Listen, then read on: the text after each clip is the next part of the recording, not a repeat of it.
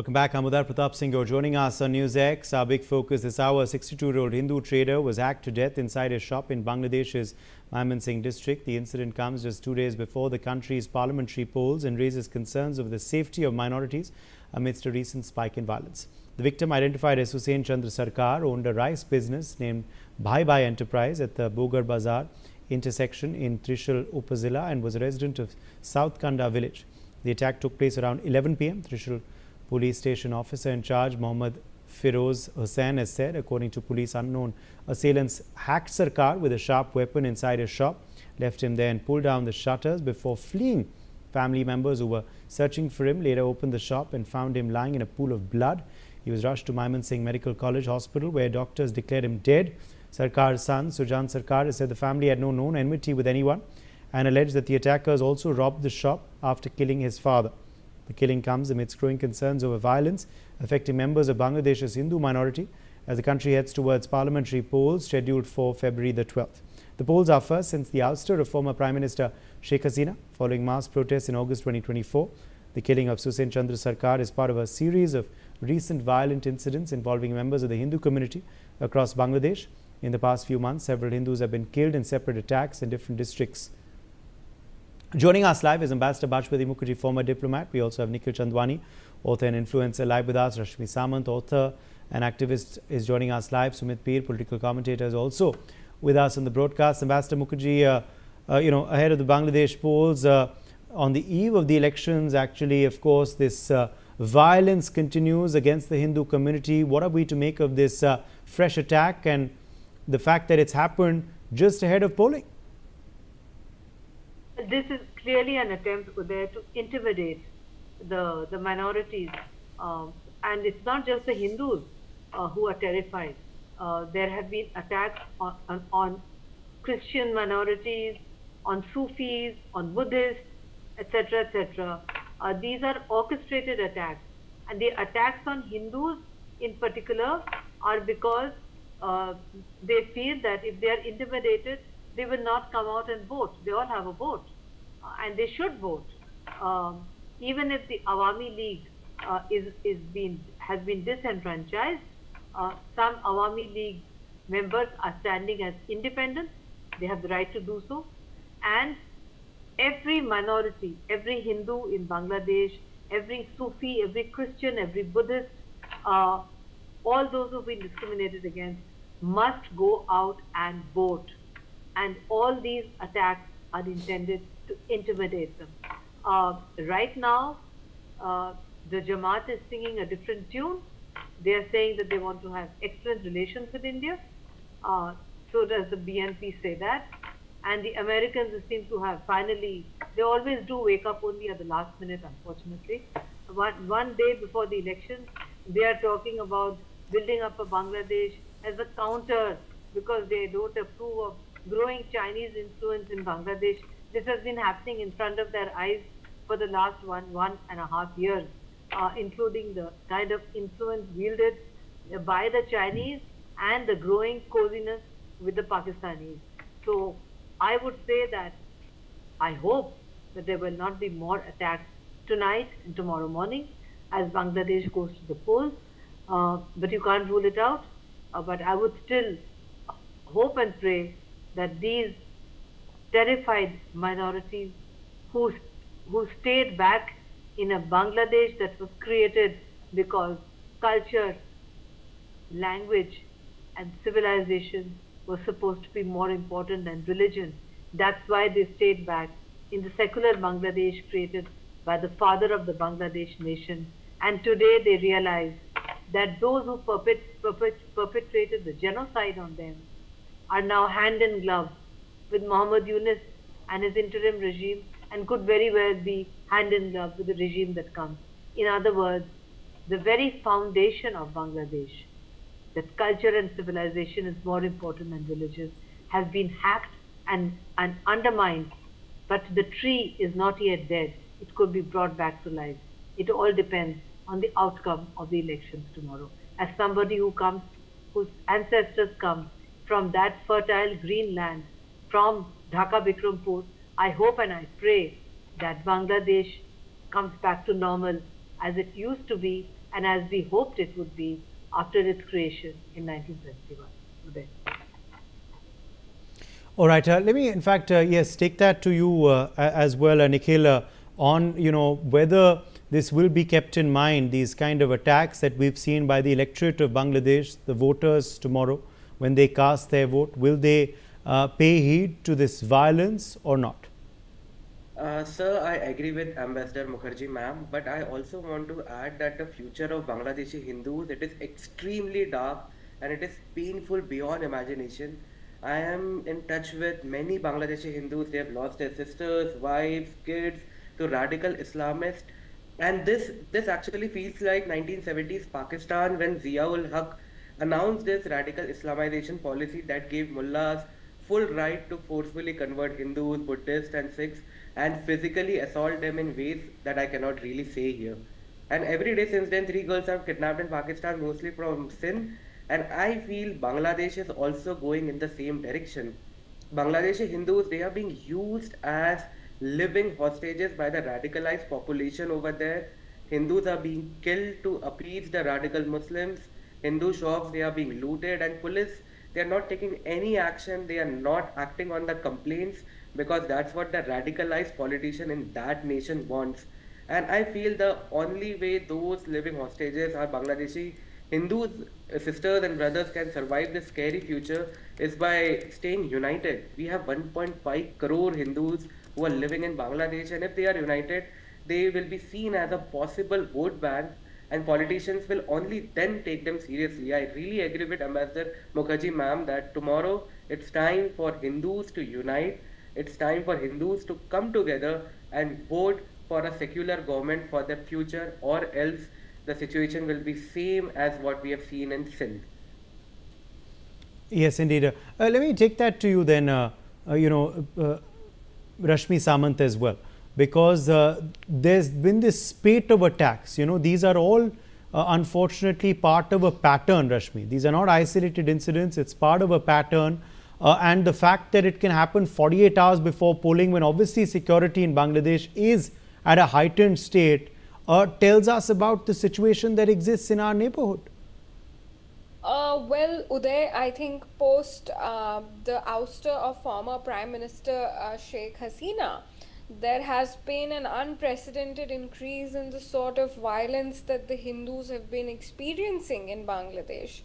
Not just violence, but the sort of accountability attached to violence, to murder, to abuse of women who come from Hindu origins. It's completely non-existent. So I think that's given a sort of free hand to many actors within society to go on with their activities. I think the lack of accountability over the past few months is what has encouraged political outfits to weaponize violence against Hindus. They do realize that Hindus will vote in a unified way, because, I mean, given what's been happening the past couple of months, there's no way that the vote is going to get divided. They are a powerful vote bank. Post the sort of separation of East Pakistan and the creation of Bangladesh, there has definitely been a strong voice that the Hindus have represented within Bangladesh, and they have in numerous times they have strengthened Sheikh Hasina's government. So I think the lack of accountability in the past couple of months is what has sort of emboldened these political actors to weaponize violence. I think this is deliberate. We had many videos in the past couple of days circulating of people boastfully claiming on videos that they were the ones who committed the heinous crimes against Hindus, which are famous in Bangladesh and abroad, fearlessly confessing over camera, because they know there's no accountability, that no one's going to come persecute them. I think under such conditions, tomorrow is going to be a very dangerous day for Hindus. I mean, I do pray and hope that they come out and vote, but who takes maximum advantage of this kind of lawlessness? It is political actors, because they want to come to power, and when they know that there are no consequences to silencing a particular electorate, they will deploy all possible means to keep that particular electorate scared and threatened, and stop them from coming out. I think today India is at a point, even Bangladesh, it's just rhetoric for them to be anti-India. Everybody, end of the day, does realize that they need good relations with India if they want to prosper economically. I think India really needs to put its, foot down and stand up for Hindus in Bangladesh. To ensure that there is peaceful voting and that Hindus do not become cannon fodder to the kind of lawlessness that's been rampant over the past couple of months. It's truly time for influential Hindus, countries with Hindu majority, to actually come out and take a stance, because today we are a financial firepower, and if we do not speak out for fellow Hindus, then I think Okay. it will be too late for Bangladeshi Hindus. No, absolutely. This is the time for the Hindu diaspora across the world, Sumit Peer, to begin speaking out and to demand accountability. What do we then, if this is what's happening before the election, what do we expect after the election? Uday, thank you very much for having me on your show. And it's a beautiful question what you asked. What will happen after election? Because in all likelihood, Jamaat along with NCP is going to make it. That is what the buzz in the town is, and that is what a lot of people are talking and suggesting. Now, I have been talking to, in fact, I was talking to somebody today in this afternoon, the Bangladeshi Hindu. He told me, when Sheikh Hasina was there, if you get messed with somebody, they'll say, "Jao, Bharat jao." Now, today they don't tell you to Bharat jao. You don't matter. So either they will extort money for you, or they will simply come and kill you. That is how the things have changed. So there is no Bharat jao.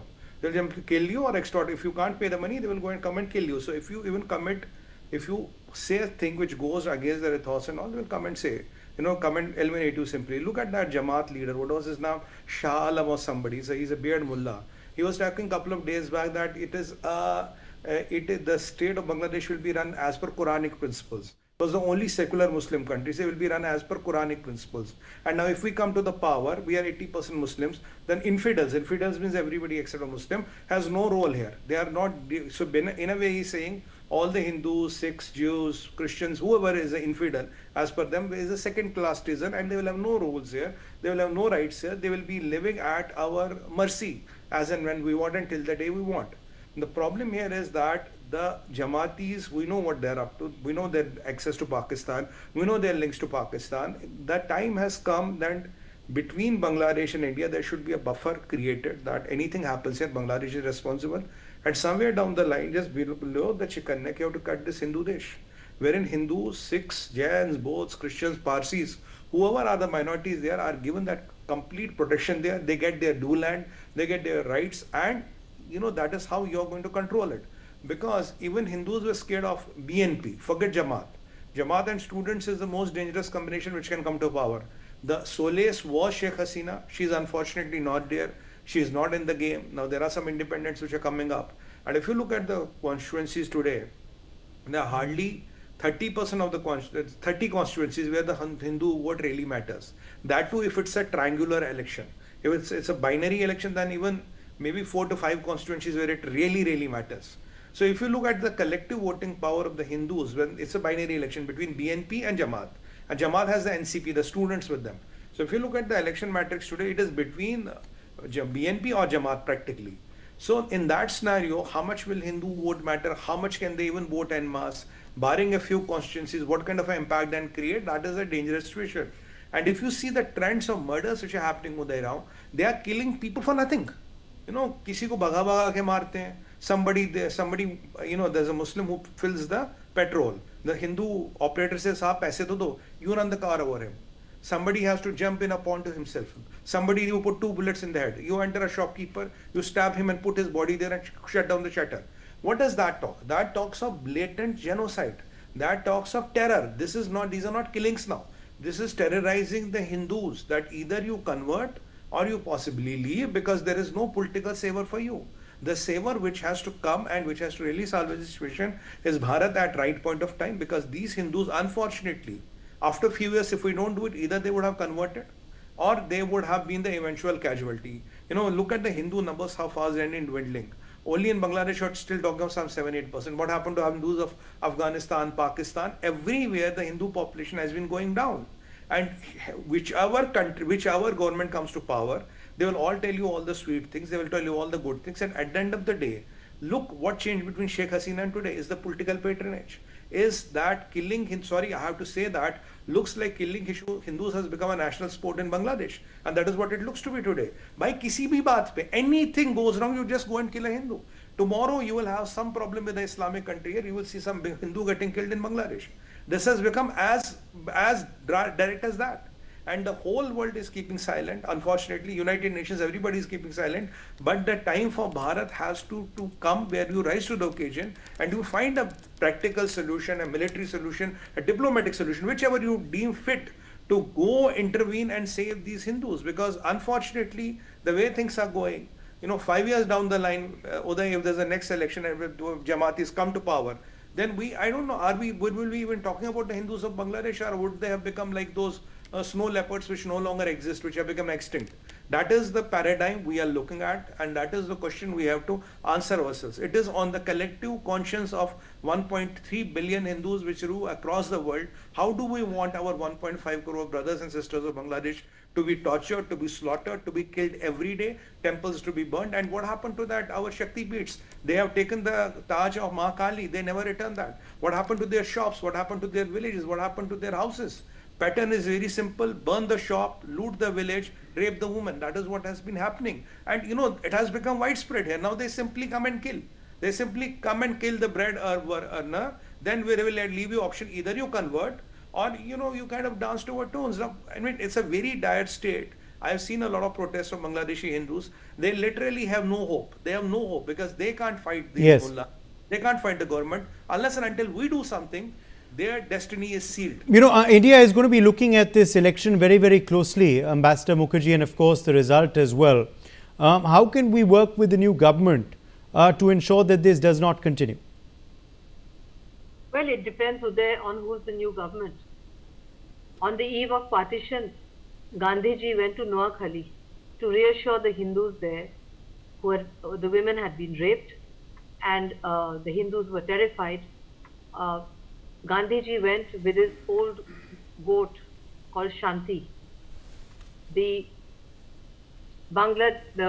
East Pakistani, then to be East Pakistani Muslims, said, "You're an old man, too old to be killed." So they killed his goat, cooked it, and ate it in front of him. Okay? I thought that was the most despicable act that anybody could have done to Gandhiji. That is when he realized, after he saw what happened in Noakhali, that partition in Bengal was inevitable. That's when he realized. Today, the situation is such, it's totally different. There are 1.5 crore Hindus, and I would tell Sumit, they are not going to become like the snow leopard. They will fight back. They know how to fight. This is not Noakhali of July 1947. This is Bangladesh and a different world in 2026. They have to fight. They know how to fight. They've learned how to fight. Unfortunately, rape of women is a weapon of war used for the last 1,000 years. We have to accept that all over the world, where there are war zones, to terrify communities, you rape the women. This is something also that we have to fight back. Moreover, if a government comes to power, which is BNP on its own, it would be easier for us to negotiate a deal because we've dealt with BNP before under Khalida's Zia. And we have contacts with the son, whose wife is a practicing London gynecologist, an educated person who does not wear the hijab at all. What would be difficult would be, as one of my co-panelists said, or you said, that if there is a combination of the students and the Jamaat.